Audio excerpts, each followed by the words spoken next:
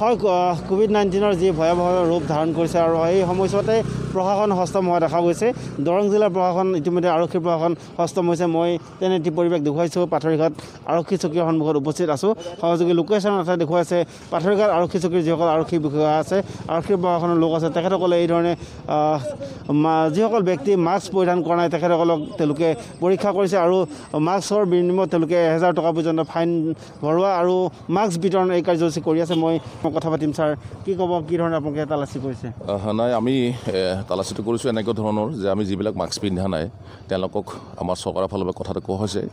আমি পৌৰসভাৰ এইটো কৰিছোঁ, ব্যৱস্থাটো কৰিছোঁ আৰু যিবিলাকে মাস্ক পিন্ধা নাই তেওঁলোকক আমি 1000 টকা পৰ্যন্ত ফাইন কাটিছোঁ আৰু আমি তেওঁলোকক এখন মাস্ক দিছোঁ। ফাইনটো কাটি মাস্ক এখন আমাৰ দি দিছোঁ। ইয়াৰ পৰা আমি এইটো পদক্ষেপ এটা লৈছোঁ, যিহেতু ফাইনটো কাটিম, যিহেতু ফাইনটো কাটিলেও নহ'ব যে আমি মাস্কখন তেওঁলোকক দিব লাগিব। ফাইন কটাৰ পিছত তেওঁলোকে গাড়ীলৈ গুচি যাব, মাস্ক নিপিন্ধিব, আকৌ আগত তেওঁলোকৰ এনেকৈ অৱস্থাটো হ'ব। সেইকাৰণে আমি এতিয়া ভাবিছোঁ যে মাস্ক পৰিধান আমি দিয়াৰ পিছত 1000 টকা ফাইন কটাৰ পিছত মাস্কখন আমি তেওঁলোকক এখন মাস্ক দি দিছোঁ। মাস্ক নিপিন্ধা ব্যক্তিও আহিছে, মানে মাস্ক নিপিন্ধা ব্যক্তিও আহিছে। তেওঁলোকক আমি কিছু ব্যক্তিক আমি সকীয়াই দিছোঁ আৰু কৈছোঁ যে আপোনালোকে মাস্কখন ব্যৱহাৰ কৰক। তেওঁলোকে কৈছে আমাৰ ভুল হৈছে, আমি আজিৰ পৰা মাস্ক ব্যৱহাৰ কৰিম।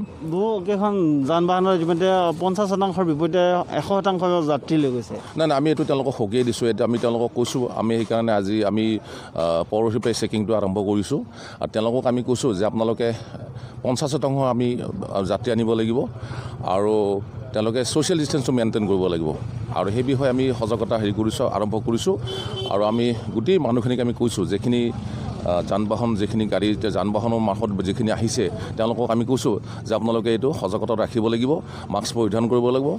আৰু আমি এটা পদক্ষেপ লৈছোঁ যে তেওঁলোকক আমি বাৰে তেওঁলোকক সকীয়াই দিয়া হৈছে যে আপোনালোকে মাস্কখন পৰিধান কৰিব।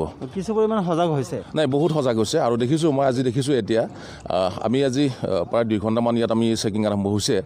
আমি ইয়াত দেখিছোঁ যে বেছিভাগ সংখ্যক মানুহে মাস্ক পিন্ধিছে।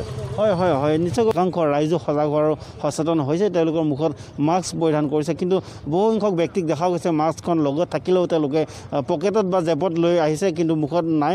আৰু কোনোবাই যদি মুখত লৈছে, থুতুৰি লগাই লৈছে, সম্পূৰ্ণ মুখ ঢাকি লোৱা নাই। এই ধৰণৰ কিছু ব্যৱস্থাৰে মানুহ সজাগ নহয়। তথাপি আৰক্ষী প্ৰশাসনৰ যি পদক্ষেপ এয়া নিশ্চয় প্ৰশংসনীয় আৰু নিশ্চয়কৈ আশা কৰিব লাগিব যে এই ধৰণে আৰক্ষী প্ৰশাসনে তন্নকৈ পৰীক্ষা কৰিছে আৰু তালাচী চলাইছে আৰু যিসকল যাত্ৰীবাহী বাছ আছে, যিসমূহ যাত্ৰীবাহী যান বাহন আছে, যান বাহনত তেওঁলোকে কিমান শতাংশ যাত্ৰী কঢ়িয়াইছে এই বিষয়ে তেওঁলোকে তদাৰক কৰিছে। গতিকে নিশ্চয়কৈ ক'ব লাগিব যে দৰং আৰক্ষীয়েও এই ধৰণে ব্যৱস্থা গ্ৰহণ কৰিছে।